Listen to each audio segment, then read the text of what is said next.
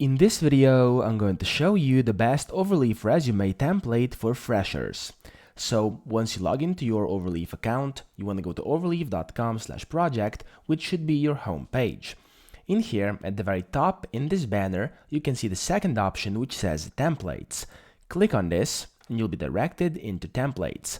Now, to get the best freshers template, in my opinion, what you have to do is type freshers in here. So simply type that in and press search.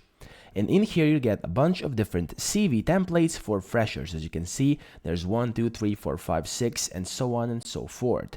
Now, in my opinion, all of these can be good and you can use all of these depending on what you like. But for me, this one down here, which is basically Ashwin Ray's CV, looks kind of the best for me. So if I click on it, it just looks good. It has kind of greatly separated objects, and as you can see, it's just pretty neat overall. And I would use this one. Of course, if you want to use another one, you can go back out and simply look through each and every single one of these. There's not that many, and see which one fits your need the most.